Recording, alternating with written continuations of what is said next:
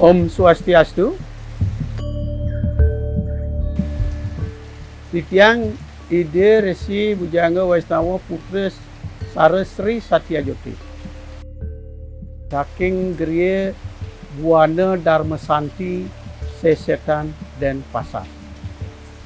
Mungkin Titiang jadi menyampaikan Dharma Wacana tentang Siwa Ratri yang kebetulan sebentar lagi kita akan rayakan. Apa sebenarnya itu Siwa Ratri? Di dalam ajaran Hindu kita mengenal Siwa Ratri adalah Siwa artinya Dewa Siwa, Ratri artinya malam. Jadi Siwa Ratri adalah malam Siwa, di mana malam Siwa tersebut merupakan suatu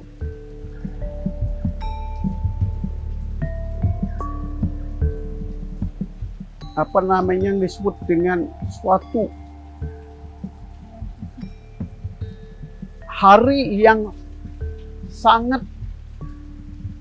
penting bagi umat Hindu, khususnya Hindu di Bali yang berkonsep kepada Siwastik, karena pada malam itu adalah suatu malam renungan yang harus diketahui oleh kita semua sebagai umat beragama. Di dalam mitologi, di dalam Purana juga disebutkan bahwa Siwa Ratri dalam ajaran Hindu, dalam Purana, dalam Siwa Purana disebutkan bahwa Siwa Ratri itu adalah hal yang sangat penting. Dan begitu juga setelah berada di Indonesia, di mana dalam ajaran Hindu di Indonesia mengenal juga tentang Siwa Ratri yang ditulis oleh Empu Tanaku. Ajaran ini tidak lain, kita akan diberikan gambaran cerita tentang seorang pemburu yang melakukan perburuan dan tidak mengenal tentang kasih sayang, tidak mengenal tentang ketakutan dan sebagainya. Karena apa? Karena mereka itu ingin mencari sesuap nasi untuk dapat dimakan. Mereka berburu. Yang diburu adalah binatang-binatang. Jadi dalam cerita. Sehingga pada suatu ketika terjadi kesialan buat Lugdaka. Karena pas pada hari tersebut mereka tidak mendapat buruan satupun. Mereka tidak dapat melihat binatang-binatang yang mereka akan cari. Karena mereka biasanya yang dicari adalah kijang, menjangan, dan sebagainya. Namun mereka pada waktu itu tidak ketemukan. Bahkan mereka jalan sampai ke dalam hutan yang sangat lebat. Dan tibalah mereka pada suatu tempat yang hutannya sangat lebat, daerahnya sangat angker. Dia sendiri sampai tersesat. Sampai menjelang malam, si Lugdaka tidak mendapatkan apa-apa. Nah, dengan rasa lapar, kemudian juga tidak tahu jalan untuk balik kembali, maka si Lugdake pergi mencari tempat yang baik untuk bisa berteduh dan untuk bisa menjaga dirinya dari sergapan binatang-binatang buas. Oleh sebab itu mereka berada, kebetulan ada suatu tempat yang ada kolam, atau mungkin disebut dalam bahasa Indonesia sekarang disebut situ atau telaga kecil. Karena mereka naik, mereka tinggal di atas karena takut, karena binatang-binatang buas seperti harimau itu datang malam hari untuk ingin memangsa si pemburu ini. Oleh sebab itu dia naik ke atas, yang kebetulan di bawahnya itu ada telaga kecil atau situ, dan si Lugdaka sangat takut. Nah, disinilah tadinya si Lugdaka yang tadinya merasa tidak pernah takut dan sebagainya, sekarang mulai merasa ketakutan. Kenapa? Pertama adalah pada malam hari itu, malamnya sangat pekat. Sangat-sangat pekat. Ternyata hari itu adalah malam atau yang disebut dengan dari agama Hindu di Bali dalam hitungan Warige disebut dengan Sasih Kepitu. Sasih Kepitu tidak adalah suatu sasih yang kegelapannya sangat-sangat pekat. Nah, inilah menyebabkan ketakutan dari si Lugdaka itu sendiri. Sehingga pada malam hari itu jika berada di atas pohon, mereka takut, ketakutan untuk jatuh. Kalau dia jatuh pasti akan dimakan oleh macan yang ada di bawah. Dan untuk tidak ngantuk, maka ia pun secara tidak langsung, secara tidak tahu, tetapi dengan rasa ketakutannya itu dia memetik daun pohon yang sedang dipanjat itu. Ternyata pohon yang dipanjat itu adalah pohon gila atau wilwe, atau yang juga disebut dengan maja. Maka dia petik terus, dia petik terus sampai pagi hari. Daun-daunnya itu turun, jatuh ke telaga. Kemudian hanyut jalan. Nah, ternyata tanpa diketahui juga di sana ada lingga, yaitu simbol dari Siwa. Dan daun-daun tersebut menyentuh lingga tersebut sehingga Dewa Siwa tersentuh hati beliau untuk memberikan suatu katakanlah sekarang itu memberikan satu reward kepada Lugdaka. Walaupun pada waktu itu tidak diberitahu, tidak disampaikan. Kenapa? Karena itu adalah hubungannya dengan karma. Nah, ketika pagi, maka pulanglah si Lugdaka dan dia bebas dari binatang buas karena pagi hari, karena ketakutannya sudah mulai hilang, kemudian kekuatan keberaniannya mulai pulih, maka mereka bisa pulang sampai di rumah. Cerita kepada keluarganya bahwa dia tidak mendapatkan sesuatu apapun. Nah, disinilah baru dia mulai merubah pikiran-pikirannya yang tadinya memburu, lalu memburu. Sekarang dia merubah pikirannya, mulai merasakan bahwa bagaimana sebenarnya hidup yang baik itu. Tidak hanya sebagai pemburu.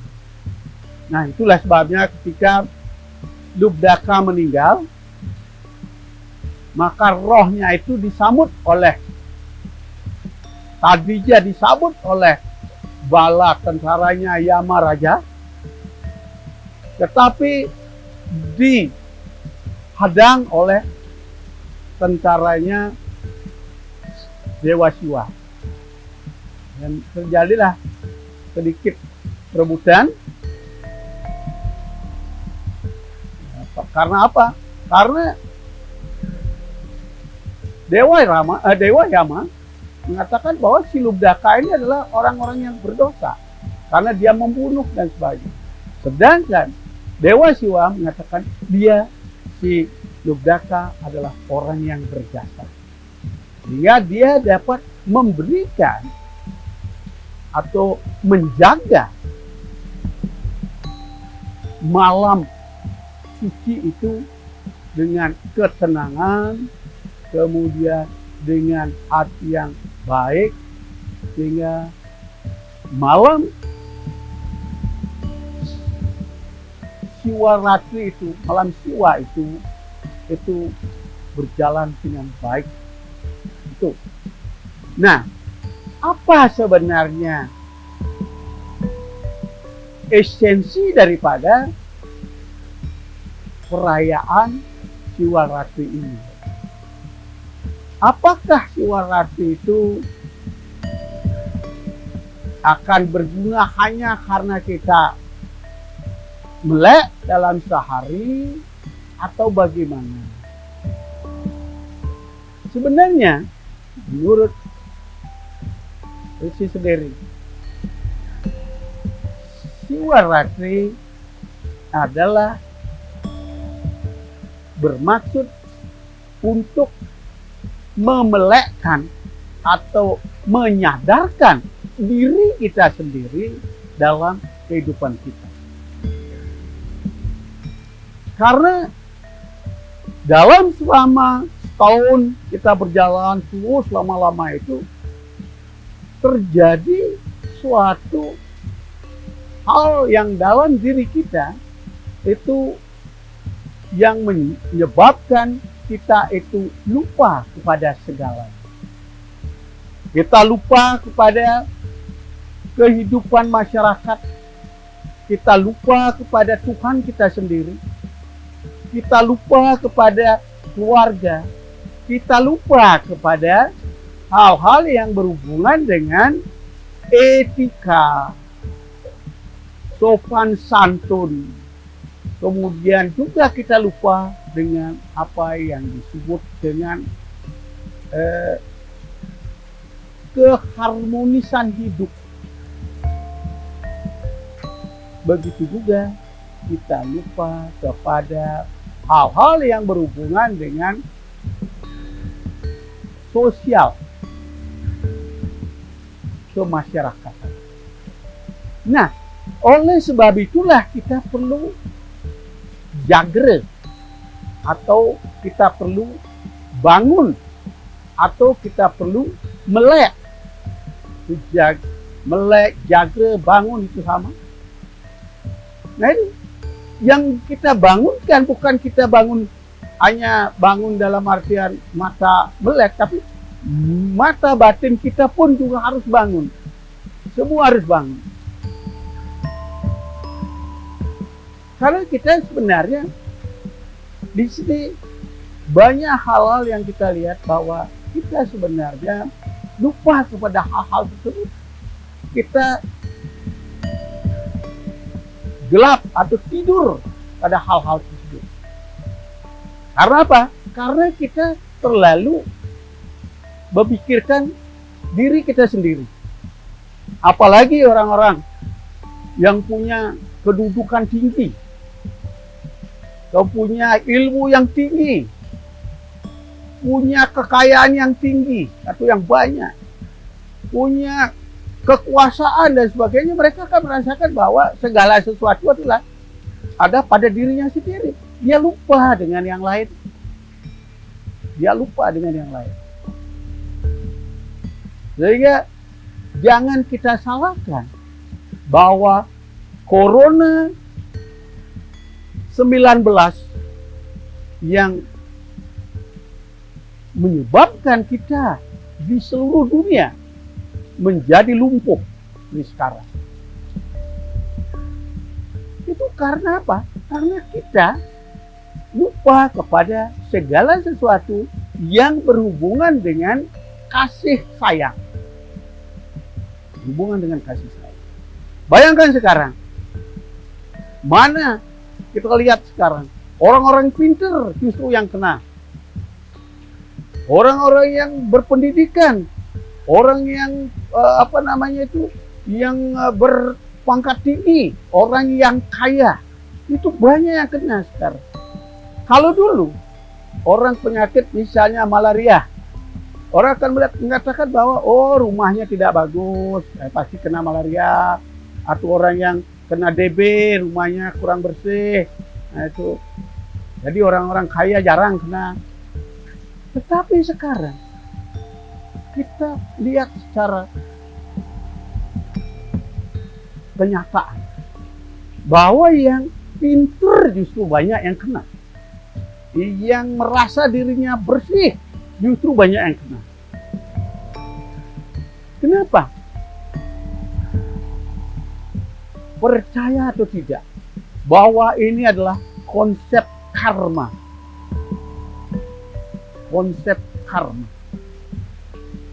Karena ketika kita melakukan sesuatu dengan pikiran saja sebenarnya, dengan pikiran saja, maka dia akan memberikan imbas yang sangat besar. Pikiran yang bagus akan imbasnya akan bagus. Pikiran yang jelek imbasnya akan jelek. Apakah kita akan mengatakan bahwa orang-orang pintar, orang-orang yang punya uang banyak, punya kekayaan banyak, punya kepintaran banyak, namun orang itu pikirannya bersih? Kan belum tentu. Apakah orang yang miskin, yang tidak punya apa, pikirannya jelek? Belum tentu. Nah, ini sinilah letaknya. Maka kita sekarang harus jaga bahwa sebenarnya apa yang ada dalam hidup kita, kita harus pahami bahwa Tuhan sangat memberikan yang disebut Tuhan sangat sempurna, tidak pilih kasih. Di sini letaknya, kita akan tahu bahwa Tuhan itu, beliau itu tidak pilih kasih. Beliau memberikan sesuatu kepada makhluknya untuk menjalankan sesuatu yang baik. Ketika mereka melakukan sesuatu yang baik, maka baiklah akan hasilnya. Ketika mereka melakukan hal yang buruk, buruklah. Bukan hanya dengan kata-kata, dengan perbuatan yang kelihatan, tapi dengan pikiran pun juga termasuk. Oleh sebab itu, marilah kita jaga atau bangun untuk menjadikan pikiran-pikiran kita mulai berpikir yang jernih. Lain, jangan lupa bahwa kita ada makhluk ciptaan Tuhan yang disebutkan bahwa manusia adalah makhluk yang tertinggi yang dapat membantu dirinya sendiri dan membantu makhluk-makhluk lain. Oleh sebab itu, maka marilah kita sebagai manusia membantu makhluk-makhluk lain, manusia sendiri, saudara, teman, dan tidak menyalahkan satu dengan yang lain, tetapi memberikan keharmonisan, kebahagiaan, kecerahan, kemudian memberikan rasa aman kepada semua makhluk, baik itu makhluk sebagai manusia, makhluk ciptaan Tuhan yang disebut binatang, dan juga tumbuh-tumbuhan. Ketika terjadi keharmonisan itu, maka apa yang terjadi sekarang ini sebenarnya tidak akan terjadi. Itulah dalam ajaran Hindu di Bali kita mengenal dengan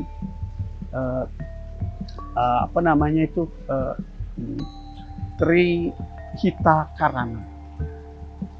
Nah, jadi sayang dengan dengan lingkungan, dengan sesama manusia, kemudian kepada Tuhan. Kita harus, tetapi dengan sesuatu yang betul-betul keluar dari hati sendiri, dari hati nurani sendiri, bukan hanya sebagai lip service, bukan hanya sebagai kata-kata saja, tidak, tetapi sesuatu yang betul-betul keluar dari hati nurani, dari hati nurani. Nah, inilah sebenarnya esensi daripada Shivaratri. Moga-mogalah dengan kita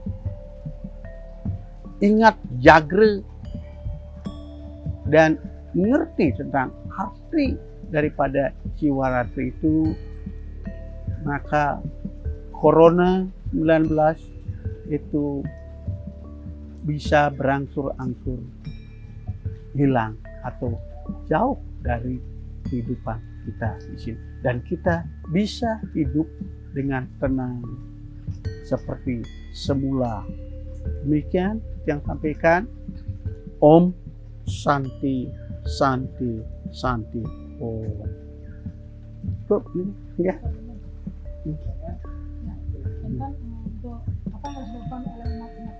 Nah, itu. Oh, itu. Ya, pertanyaan. Nah. Nah, di dalam pelaksanaan yang dilakukan dalam upacara Shivaratri itu, sebagai umat Hindu di Bali, apa yang harus dilakukan? Pertama, kita ingat ya, kalau hari raya, hari suci, maka kita ingat harus dekat dengan Tuhan, dalam artian kita melakukan sembahyang di pura. Sembahyang di pura di dalam konsep ini adalah Jagre juga. Kalau bisa kita lakukan dengan melakukan Jagre. Nah, melakukan Jagre.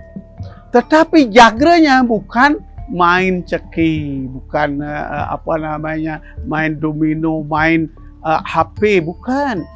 Jagre dalam artian boleh kita melakukan diskusi-diskusi agama. Kita lakukan diskusi-diskusi agama yang berhubungan dengan spiritual.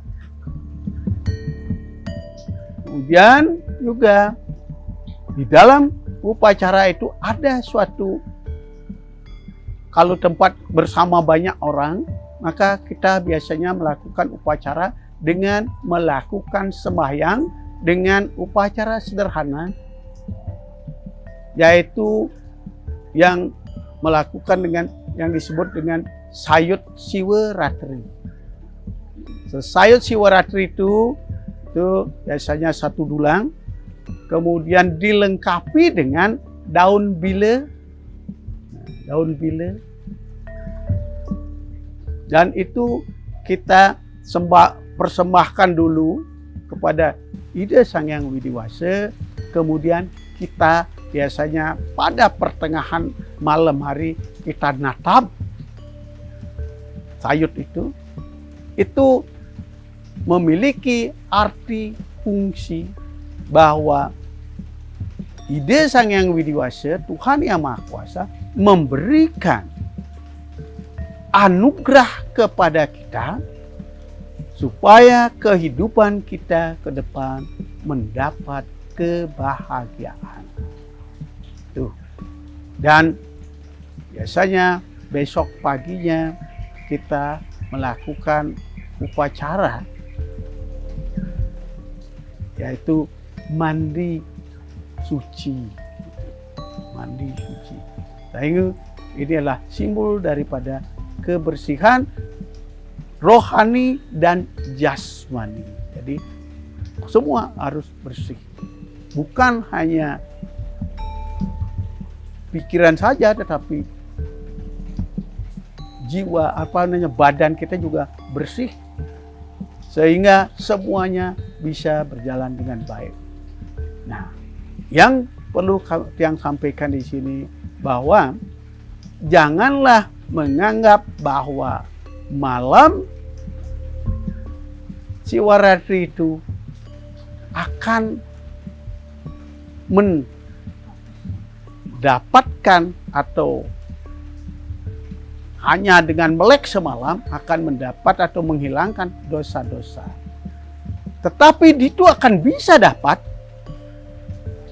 apabila kita melakukan dengan tulus ikhlas, dengan pikiran yang jernih, maka itu akan dapat dilakukan.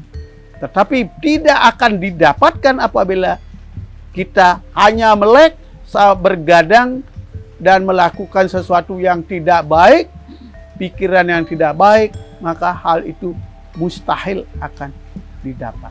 Kenapa? Karena sebenarnya malam Siwaratri itu adalah renungan untuk dapat menghilangkan dosa-dosa kita yang telah kita laksanakan.